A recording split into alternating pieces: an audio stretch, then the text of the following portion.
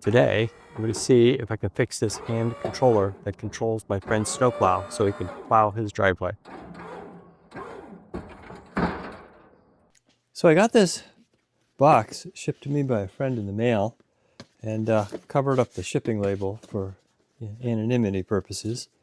But inside of it is a snowplow controller electronic circuit.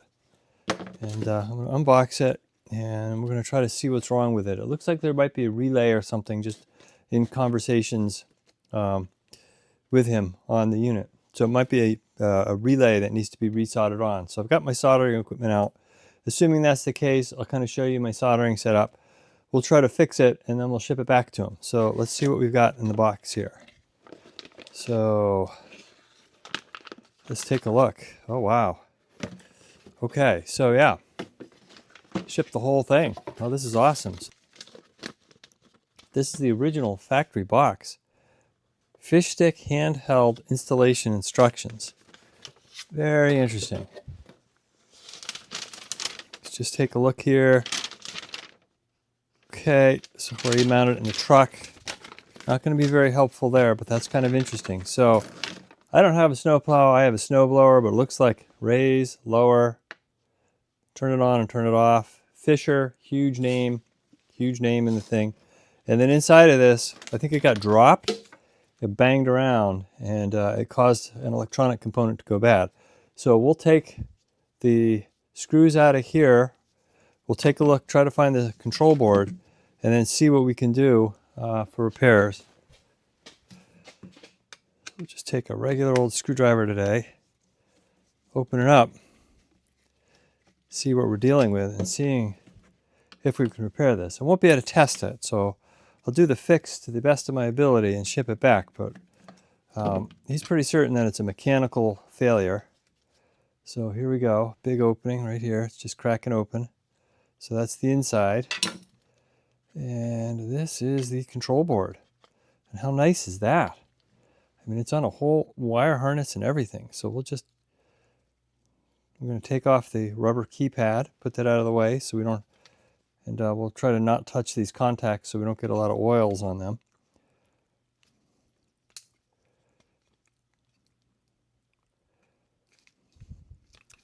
This connector is a little hard to come out. I can feel it coming. There we go. All right, so we'll put the insides of the control stick over there.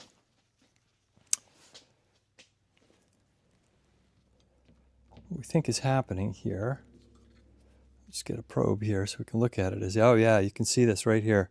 So this hole, which is probably a relay assembly or something to that effect. So let's try to look up the part later. I can't actually read it right here. But you can see these are all attached nicely.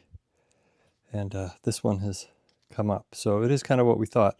It's just kind of a straightforward soldering job.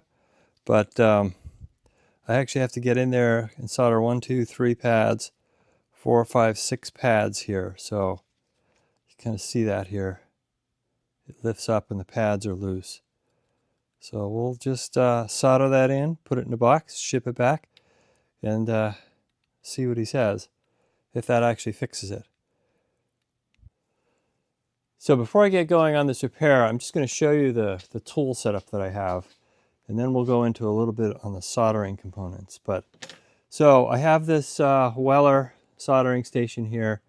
I have an older one that is actually still functions back from the 90s. So these last a long time. This is the WE1010. They're pretty reasonably priced. I know there are much better soldering stations on the market at the professional level, like Metcal's and stuff like that, but the Wellers are also rock solid durable and they last over the years. I've got a variety of tips here and a nice stand. I've added in this, I didn't think I was going to like it. Instead of using the sponge with water, I just used this brass thing that's made by Weller to clean the tip, and that's worked out pretty nice. In addition, let me see, we got the tips there. I've got some 91% isopropyl alcohol versus like the, what is it, the 73 or whatever the lower percentages are. But that's a good flux cleaner. May or may not use that. It looks like these are all sealed to be washed. When I say washed in the electronics industry, they usually use some sort of like Freon bath to wash all the solder, paste, and everything off at the end. So that's kind of the washing. In my case, I'll just be using alcohol. Use 91%. That only leaves you with 9% water. And if you use the 73%, you have a lot more water in there, and it doesn't clean as well or dry out as well. I have two types of solder. I have a Weller lead-free, but it's a little thick, and it's non-lead, so it's got a higher melting point, so I don't really like it as much. And then I've got this old spool, because the spool goes forever, especially in the lead-based stuff, of this Kessler solder, which is a 0.025 diameter, and I love that diameter. Small diameter is better. I'll link to a few kits that you can get for sample sizes. You can see what you like. We got a little solder wick. On the solder wick front, we have a little suction pump to suck solder out. We're not going to use that here. Just looking at those contacts, they're very tiny. They just need a little heat up, maybe a little bit of additional solder. We'll use lead. Lead versus non-lead have different advantages. Non-lead being that it doesn't have lead. Lead holds up better for, I don't know, aerospace, space projects where this stuff develops stuff. And I think it probably would hold up better with vibration, but I don't actually know that for a fact. We've got some Kessler flux if we need it. And let me see what else. Just kind of general pry bar tools, cutting tools, little things to push with stuff. And then finally, I'm going to take out this baby here. And this is a little stand to hold stuff while you're working on it. So we'll see if we end up doing that or not. I'm going to just try to probably just do it on a flat surface and see what happens. So that's the setup. Those are the tools. You don't need them all. Really, what you really need is a little bit of solder, probably a little bit of flux. If I were going to clean the pads off, I would use solder wick in this case and a soldering iron. So, all right, let's get to work. See what happens. Okay, so originally I thought it was just these two pads here, these 6 pads. However, on the back side, I noticed there's one other thing that's broken here, and it says L1. L1, I have to believe, so D1 is, it looks like an LED, D2 is an LED, L1 is probably the backlight for this. So if I'm looking at the touchpad here, which fits in here, it looks like the word Fisher lights up. So I doubt without any electronics, I'm going to be able to repair that part. So we're just going to leave that there. Just know that that's why the light is out. But that looks like a non-critical component. It just won't light the back up. I can't replace it with a LED because it looks like it is an incandescent light. And that is actually broken. It may have been broken for a long time. I see a filament here, so we're just going to make sure that we trim that out so we don't get anything to short out later on. So we're going to leave it in there. We're just trimming the filament out. And if we could figure out what that light bulb is, we could easily solder that in as well. Let's take a look at what's on the back side of that. So we've got a hole there and a hole there, hole there and a hole there. Huh. Looks like maybe it's soldered through to there and soldered through there. So it is technically repairable, but there's a little more piece of filament. So we're going to just trim that out so we don't end up with some other malfunction. But yeah, I suspect this hasn't lit up in a really long time. That got kind of smacked probably, or whenever it was dropped, because it's a really thin membrane behind it. So, all right. So we'll put that over there.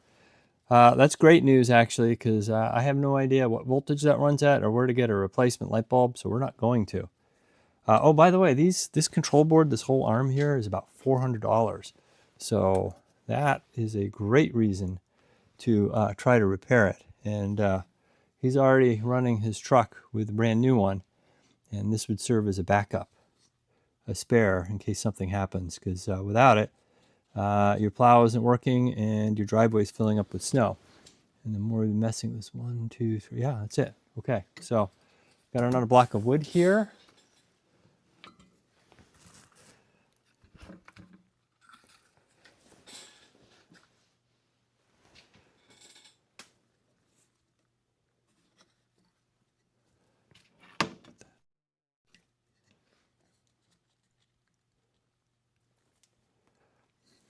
Okay, since this is, I've got this set way up to about 800 degrees, but I have that because I've got this extra long tip. And in comparison to this tip, you can see it's quite a bit longer, but it'll get me a little more reach in there.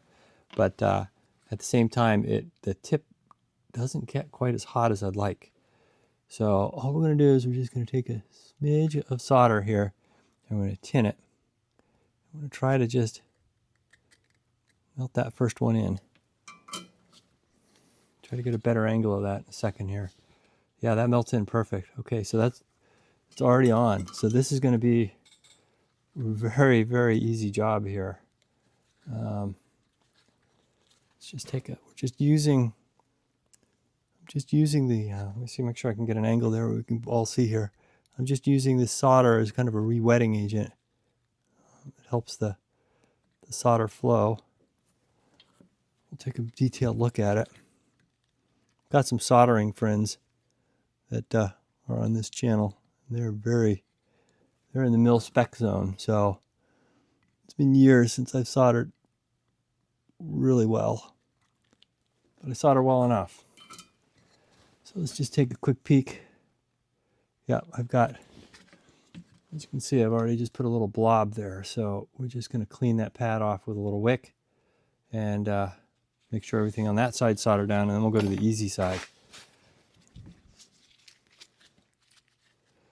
Get a clean piece of wick by cutting off the old stuff. This is just D-wick. This is kind of old. I need to buy some more wick.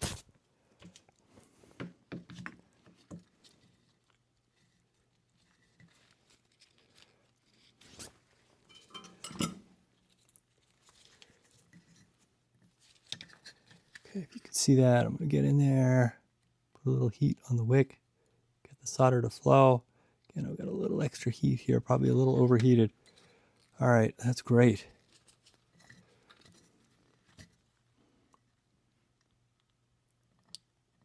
Put a little extra there.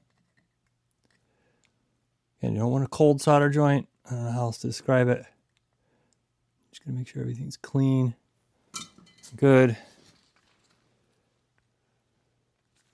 So that side's down. Now the only risk I have is that as I put these down, that they're probably not quite as flush to the board. Probably sticking a little proud because they're sticking on old solder, and I'm not doing all three at once. And I'm sure this is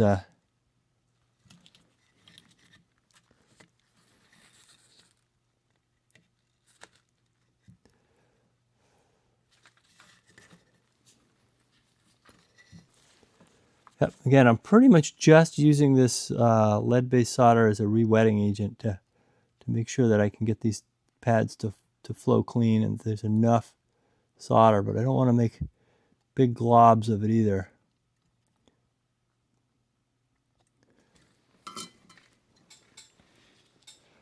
All right, let's take a look.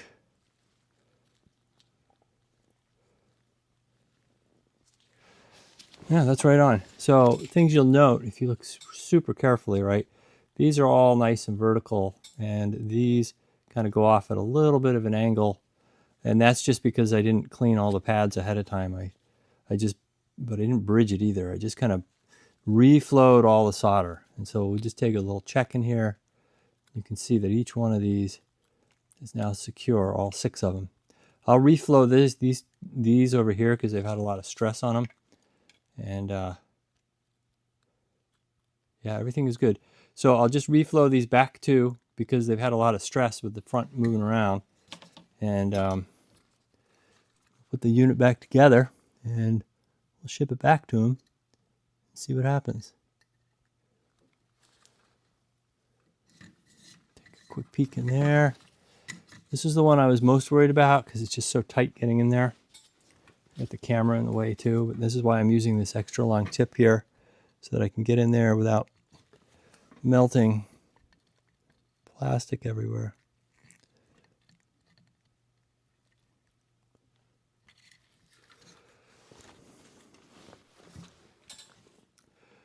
Okay, just get right back in there. Yep, that's been reflowed. That's definitely been reflowed. Now, I talked about potentially cleaning this off with alcohol, but honestly, don't think it's going to cause a problem. I think I'd rather err on the side of caution here and leave. You know, you can see a little bit of flux on here, but I'm going to leave the board a little bit dirty here because I don't want to get into whatever this module is. I don't want to get any moisture in there, alcohol or anything else. So I think I'm safer just being dry.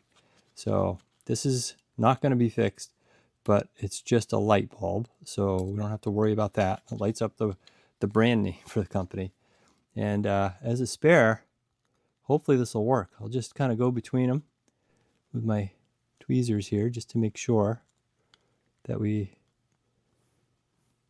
haven't left any flux in there or anything that can short anything out. This looks actually pretty good. So that was it. Nice and easy.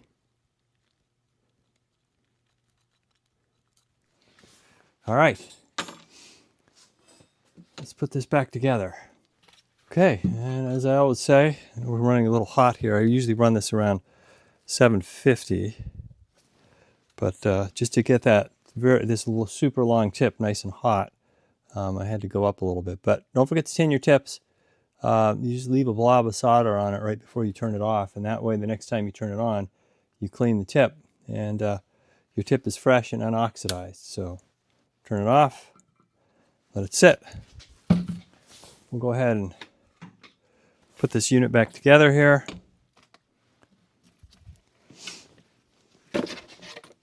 And hopefully this fixes it. That'd be an awesome fix. Oh, and I didn't pay attention. I got a long screw and a short screw, but I think I'll be able to figure that out with the handle versus the non-handle side.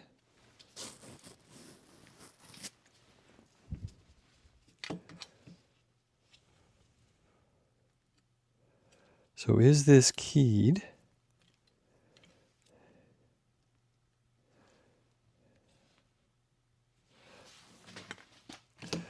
And of course I didn't pay attention to the fact that when I took it off, which direction the connector went in, but as you can look here, this is keyed in here, so it'll only fit in one direction. So that's also good news. I can see the little tab right up in there that prevents this from going in backwards. So yay for us. All right, that's sort of it. Let's put the unit back together.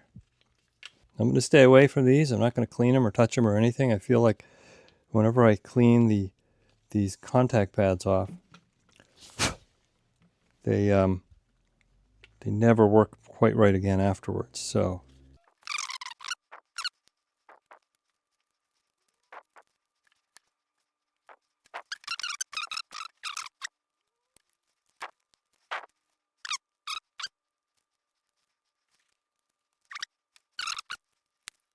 okay, there we go. I actually just took this dental pick here and I just sort of put it underneath that edge in there, and that sort of got it to settle in and click in, and I could feel it. So now it's all back to the way it should be. It's not raised at all, but it was just getting this lip pushed in under here.